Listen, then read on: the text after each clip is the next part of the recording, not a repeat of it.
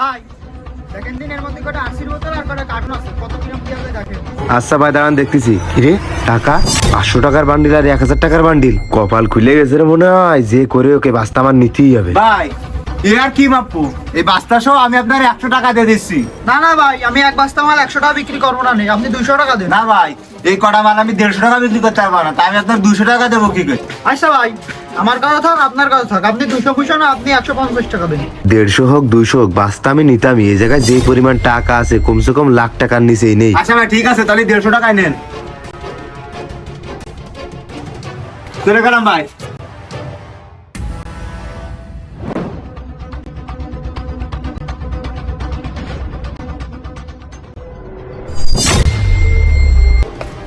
যাক আজকে লাখের বাড়ি, কপাল তো মনে হয় খুলে গেছে। 2 বান্ডিলই তো 1.5 লাখ টাকা নিচেই নেই। বাস্তা কি করে, বাস্তা থাক এই জায়গায়।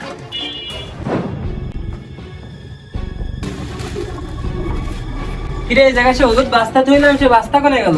ও রিয়াজ, রিয়াজ ভাই এই যে এই ওই জায়গায় একটা হলুদ বাস্তা ছিল না, ওর ভিতরে যে ভাঙড়ি ছিল, তা সে বাস্তা কই? ভাই, সে রাস্তার ভিতর বোতল মতো ছিল, সে বোতল মতন বাঙালিয়ার কাছে বেচে দিছি 150 টাকা। কি তুই জানিস ওই বাস্তার ভিতরে কি ছিল? তুই বাস্তা ধরে 150 টাকা বিক্রি করে দিছিস।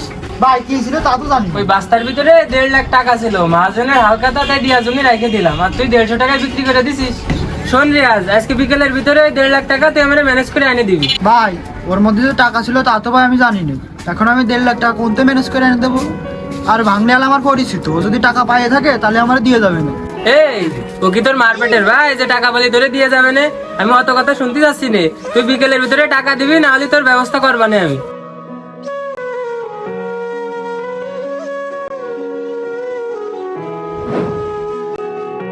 এই আমার টাকাগুলোর গায়ে মেরে দেখো, মন খারাপ করে নাটক করতেছিস। ভাই দেখেন তো এই টাকাগুলো আপনার নাই।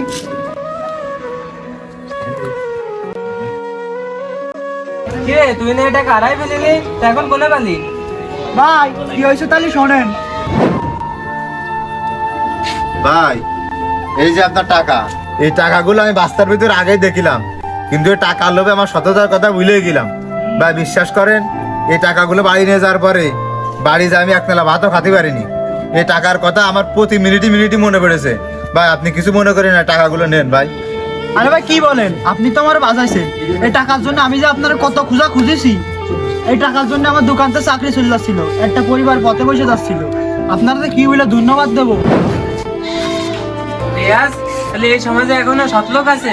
হ্যাঁ ভাই, ধনী লোকরাই অসৎ হয়, গরিবরা কোনোদিন অসৎ হয় না। হ্যাঁ তোর কথাই তো তাই বোঝা যাচ্ছে। আমাদের মতন যারা দিন এনে দিন খায় তারা কোনোদিন গরিবের টাকা মারে খাতে পারে না। হ্যাঁ তুই ঠিক কথা কইছিস, ওই বাংলার কাজে তাই তো বোঝা যাচ্ছে। আচ্ছা চল।